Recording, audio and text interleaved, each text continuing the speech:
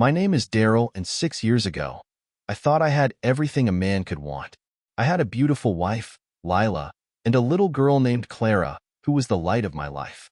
From the moment I held Clara for the first time, I felt like my world had gained new meaning. She was my everything, and I built my entire life around being a good husband and father. I worked as a technician at a manufacturing plant. The hours were long, and the work wasn't glamorous, but it paid well enough to provide a comfortable life for my family. Lila stayed home to take care of Clara, and that was how we wanted it. I wanted her to be there for all of Clara's milestones, and I didn't mind shouldering the financial burden. That's what a husband does, right? Life wasn't perfect, but it was ours. Or so I thought. It was a Tuesday afternoon when my world started to unravel. I remember it clearly because it was such an ordinary day. One of those days you don't expect will change your life forever. I had gotten off work early due to some equipment failure at the plant. Excited to surprise Lila and Clara, I stopped by a bakery to grab Lila's favorite cinnamon rolls and a small cupcake for Clara. I was smiling all the way home, imagining how happy they'd be when I walked through the door. But when I pulled into the driveway, something felt off. Lila's car was parked outside, as expected, but the house was quiet. Too quiet. Usually, I'd hear Clara laughing or the sound of cartoons playing on the TV. I walked inside, calling out, "I'm home." No response. I set the bakery bag down on the kitchen counter and walked into the living room. That's when I saw Lila. She was sitting on the couch, clutching her phone, her face pale and her hands trembling. She didn't even notice me at first. "Lila," I said, my voice breaking the silence. She jumped, looking up at me with wide eyes. "Daryl, I didn't hear you come in." Her voice was shaky, and she quickly hid her phone behind a pillow. I frowned, the joy of surprising them quickly replaced by unease. "Is everything okay?" I asked. She forced a smile, but it didn't reach her eyes. "Yeah, of course. You're home early." "Yeah, we had an issue at work. I thought I'd surprise you too." "That's nice," she muttered, standing up abruptly. "I'll get some tea." Before I could say anything, she hurried out of the room, leaving me standing there in the heavy silence. My eyes drifted to the pillow she had left behind. Her phone was still peeking out from under it. Normally, I wouldn't have touched it. I trusted her. We'd been married for 6 years, and I had no reason to doubt her. But something about her behavior, her nervousness, the way she'd hidden her phone, set off alarm bells in my head. I reached for it, my hands trembling as I unlocked the screen. The first thing I saw was a text thread with someone named Ryan. The last message was still visible, and as I read it, my heart sank. He still doesn't know. I can't tell him. It would destroy him. My stomach dropped. My breath caught in my throat as I scrolled up, reading more of the messages. "I can't believe how much she looks like you," one of Lila's texts read. "Every day, it gets harder to pretend she's Daryl's." The room felt like it was spinning. My knees buckled, and I sank onto the couch, clutching the phone like it was a bomb about to go off. Clara wasn't mine. I heard Lila coming back from the kitchen, and I quickly placed the phone back where I'd found it. She walked in with 2 mugs of tea, her smile still strained. "Here you go," she said, setting a mug on the table in front of me. "Thanks," I muttered, barely able to meet her eyes. "Are you okay?" she asked, tilting her head. I nodded, forcing a smile. "Yeah, just tired." That night, I couldn't sleep. I lay in bed next to her, staring at the ceiling, my mind racing. Every time I closed my eyes, I saw Clara's face. The little girl I had loved and raised as my own wasn't mine. Lila had been lying to me for years, and I had been too blind to see it. The next morning, I left the house early, telling Lila I needed to run an errand before work. In reality, I went straight to a clinic and requested a paternity test. I couldn't confront her until I knew for sure, but deep down, I already knew the truth. The wait for the results was excruciating. I went through the motions at work, barely able to concentrate. At home, I avoided Lila as much as possible. She must have sensed something was off because she kept asking if I was okay. I told her I was stressed from work, but the truth was, I was falling apart inside. When the results finally came in, I opened the envelope in my car, my hands shaking so much I could barely hold the paper. not the father. Those 3 words shattered me. I sat there in the parking lot, staring at the results, unable to move or think. Clara wasn't mine. The life I had built, the family I had worked so hard for, it was all a lie. I didn't go home that night. I couldn't face Lila or Clara. Instead, I drove aimlessly, trying to figure out what to do next. My world had fallen apart, and I didn't know if I'd ever be able to put it back together. I spent the entire night driving aimlessly. The roads were dark, and the rain started to pour, matching the storm raging inside me. My mind was a whirlwind of emotions: anger, betrayal, heartbreak. I couldn't wrap my head around how Lila could have done this to me, how she could have lied to me for years, letting me believe Clara was my daughter. At some point, I parked in an empty lot near a 24-hour diner. I just sat there, staring at the rain streaking down the windshield. I felt hollow, like someone had scooped out my insides and left me with nothing. My phone buzzed on the passenger seat, pulling me out of my thoughts. It was Lila, texting me. "Where are you? Is everything okay? Please come home." I ignored it. I couldn't deal with her. Not now. Hours later, as the first light of dawn started to creep over the horizon, I made a decision. I couldn't keep living in this lie. I couldn't keep pretending everything was okay. But I also couldn't just confront Lila without a plan. If I was going to face her, I needed to be prepared. I needed answers. I went back to the clinic, requesting copies of the paternity results. As I held the papers in my hands, I felt a strange mix of emotions: relief that I had proof and devastation over what it meant. Clara wasn't mine. The little girl I had raised, loved, and cherished belonged to another man. A man named Ryan, according to the texts on Lila's phone. The name gnawed at me. Who was Ryan? How long had this been going on? Had Lila ever loved me? Or had our entire marriage been a sham? I needed to know. I decided to hire a private investigator to dig into Lila's life. It felt surreal, like something out of a bad movie, but I had no choice. I needed the truth, no matter how painful it might be. The investigator, a quiet but sharp guy named Hal, listened carefully as I explained my situation. I handed over the paternity results and described what I'd seen on Lila's phone. Hal didn't judge me. He just nodded and promised to get to work immediately. I gave him as much information as I could, then went back to my car to wait. The days that followed were some of the longest and most agonizing of my life. I avoided going home as much as possible, making excuses about work or errands. When I did go home, I could barely look at Lila. She noticed, of course. Every night, she'd ask me what was wrong, and every night, I'd shrug it off, telling her I was just tired. It wasn't true, but it was easier than starting a conversation I wasn't ready to have. Clara, on the other hand, was as sweet and loving as ever. Every time she hugged me or called me daddy, it felt like a knife twisting in my chest. She had no idea what was happening, and I hated myself for the distance I was putting between us. But how could I keep pretending? How could I keep lying to her when the truth was eating me alive? A week later, Hal called. "I've got something," he said. "You might want to sit down for this." I drove to his office, my heart pounding the entire way. Hal met me at the door and ushered me inside. He handed me a thick envelope filled with photos, phone records, and notes. My hands trembled as I opened it. The first thing I saw was a photo of Lila and a man I didn't recognize. They were sitting together at an outdoor cafe, their heads close, laughing. Hal pointed to the man. "That's Ryan. He's been seeing your wife for at least 4 years, probably longer." 4 years. The timeline hit me like a freight train. If Hal was right, Lila had been with Ryan even before Clara was born. That meant she'd known Clara wasn't mine from the very beginning. She'd lied to me from day one, letting me believe I was a father, letting me pour my heart and soul into a child who wasn't even mine. "She spends time with him when you're at work," Hal continued. "They meet at hotels, restaurants, even parks. Sometimes they bring Clara along." My stomach churned. The thought of Ryan playing any role in Clara's life made me sick. He wasn't her father. Not really. He was just the man who'd ruined my life. Hal's report also included text message transcripts, phone call logs, and more photos. There was no doubt about it. Lila and Ryan had been having an affair for years. And I'd been the fool, completely in the dark. I sat there in Hal's office, staring at the evidence, trying to process everything.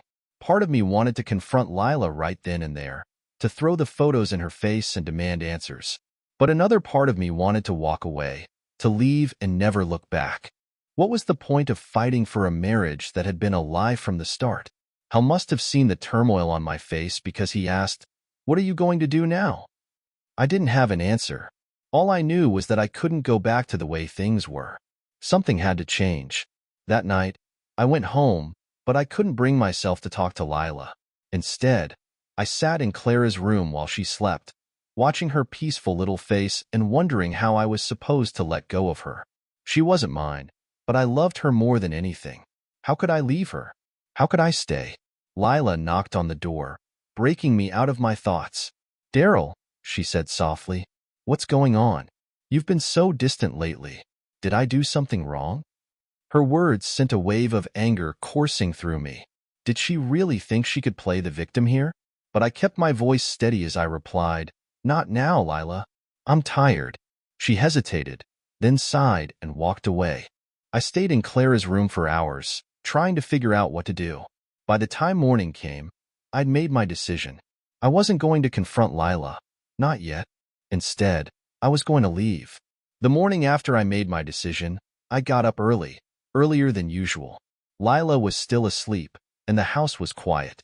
I stood in the kitchen, staring out the window as the sun rose, wondering if I was making the right choice.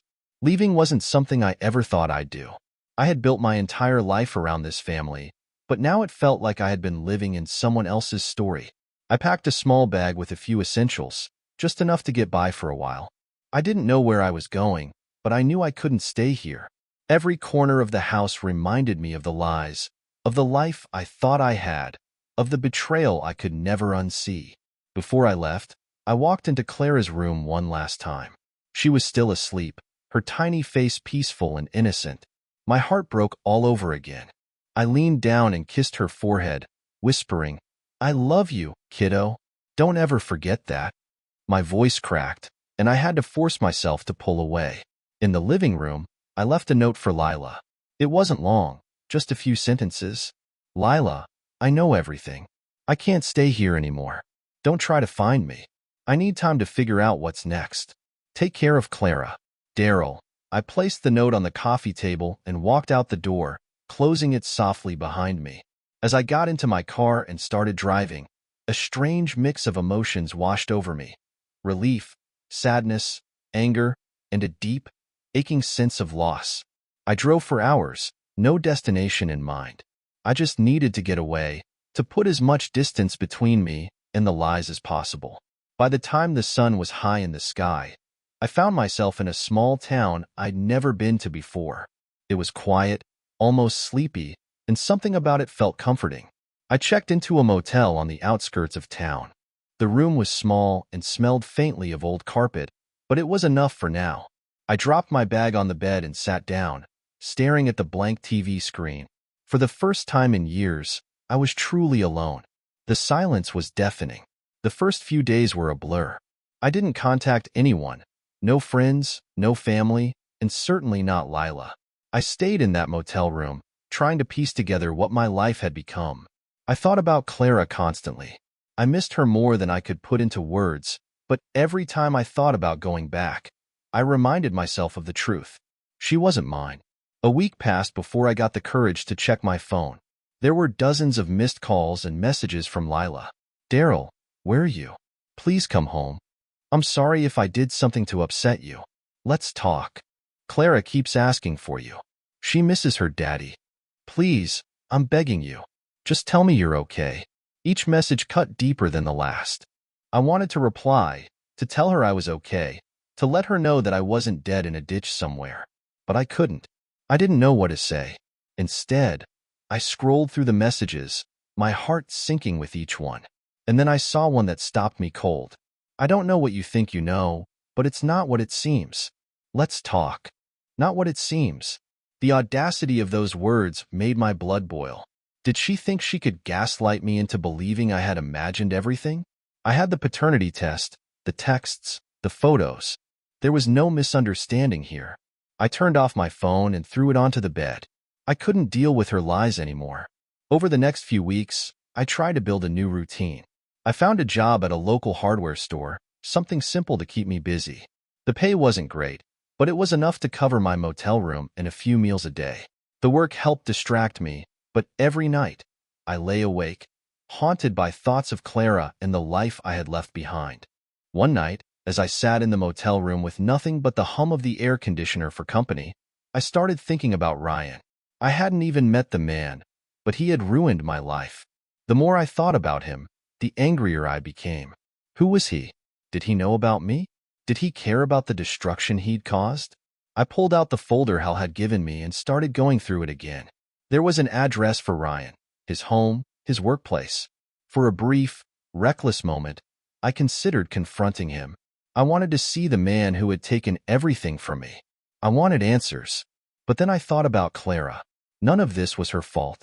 She was just a child, an innocent caught in the middle of something she didn't understand. As much as I hated Ryan and as much as I felt betrayed by Lila, I couldn't bring myself to drag Clara into the mess. Instead, I wrote another letter. This one wasn't for Lila. It was for Clara. Dear Clara, I don't know if you'll ever read this, but I need to say it. I love you. No matter what happens, no matter where I go, that will never change. You are the best thing that ever happened to me, and I will always be proud of you. I'm sorry I had to leave, but please know it wasn't your fault. You'll always be my little girl in my heart. Love, Dad. I sealed the letter in an envelope and tucked it into the folder. I didn't know when or how, but one day, I hoped she would understand. For now, all I could do was try to keep moving forward, one painful step at a time. The days turned into weeks, and I settled into my new life, though settling is a generous term. The motel became my home. My job at the hardware store kept me just busy enough to distract me during the day, and the nights were filled with silence and regret. I had left everything behind, but no matter how far I ran, I couldn't escape the weight of it all. One day, I decided to send the letter I'd written for Clara. I didn't trust myself to mail it directly to Lila's house, so I sent it to my lawyer, asking her to deliver it.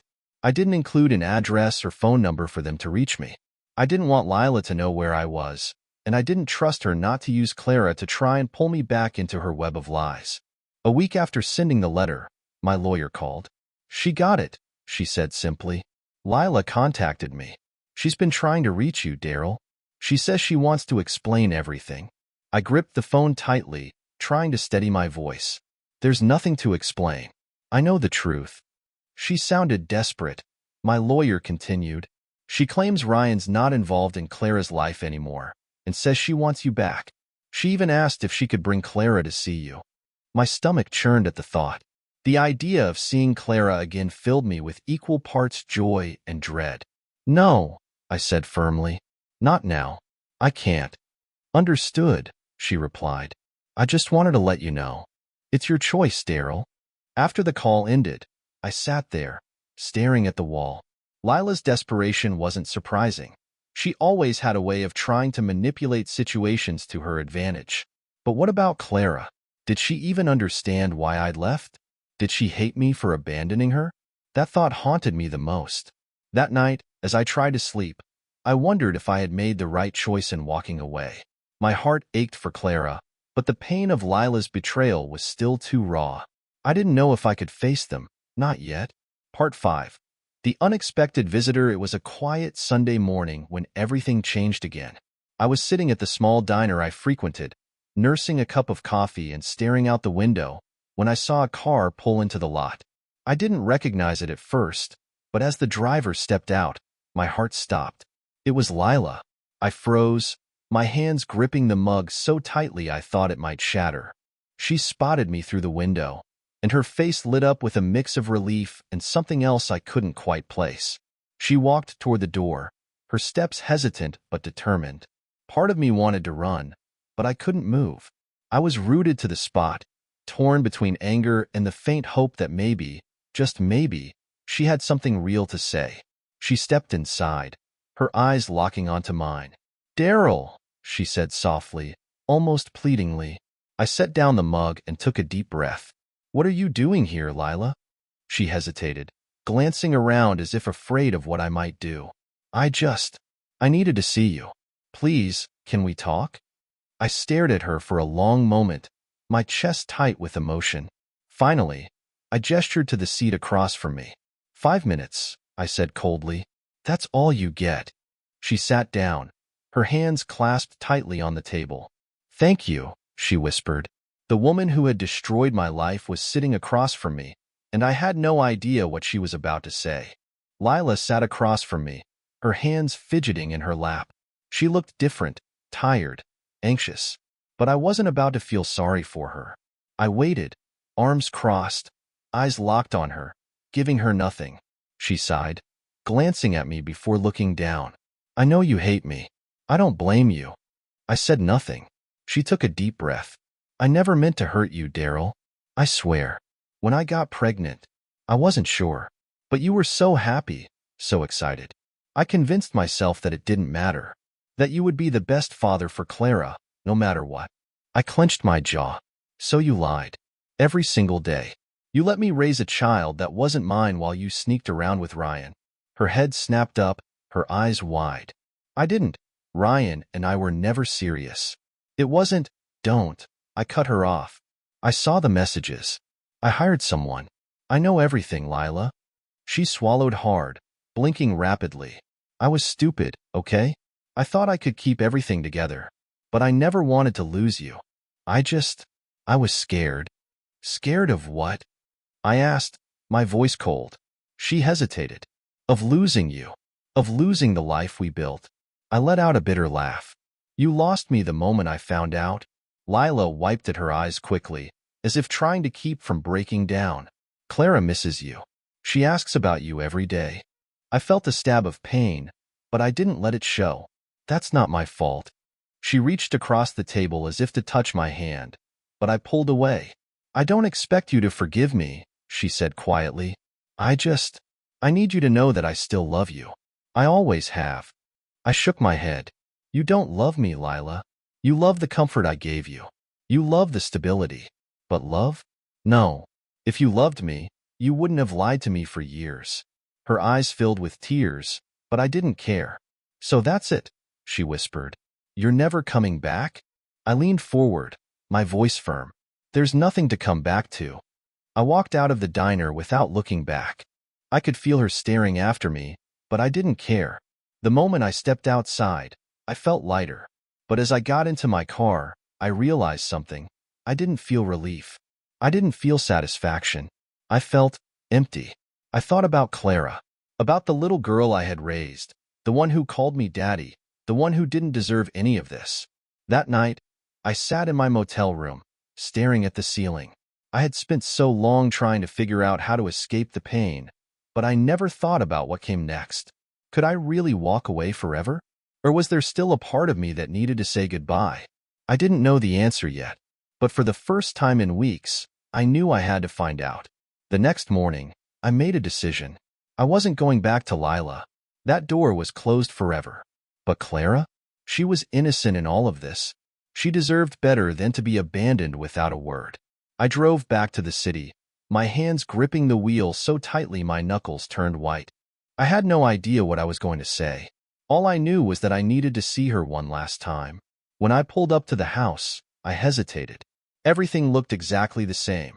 The same porch where I used to drink coffee in the mornings, the same window where Clara used to wave at me when I got home from work. But everything felt different now. It wasn't my home anymore. I took a deep breath and knocked. Lila opened the door, her eyes widening in shock. Daryl? I'm here for Clara, I said, my voice firm. She hesitated before stepping aside. She's in her room. I walked past her, ignoring the way she watched me like she wanted to say something. I didn't care. This wasn't about her. Clara's door was open, and when I stepped inside, she was sitting on the floor, coloring. When she looked up and saw me, her face lit up. Daddy, she squealed, running toward me. I knelt and caught her in my arms, my chest tightening painfully. She still called me Daddy. She still saw me as hers. I pulled back slightly, looking at her little face, memorizing every detail. Hey, kiddo. Where were you? She asked, pouting. I missed you. I swallowed hard. I missed you too. She giggled and grabbed my hand. Are you staying for dinner? I shook my head. No, sweetheart. I just wanted to see you. Her smile faltered. But you'll come back, right? I hesitated. This was the moment. The moment I had dreaded. I brushed her hair back gently. I don't know, Clara. Her little brows furrowed. Why? How do you explain something like this to a child? How do you tell them that their whole life was built on a lie? I forced a smile. Just remember something, okay? She nodded, eyes wide. No matter what, I love you. You'll always be special to me. She beamed, wrapping her arms around my neck. I love you too, Daddy. I held her tight, breathing in the moment, knowing it would be the last. When I finally pulled away and stood up, Lila was watching from the hallway, tears streaming down her face. I didn't say a word to her. I just walked past her and out the door. As I got into my car, I glanced at the house one last time. Then I drove away, leaving it all behind. This time, for good.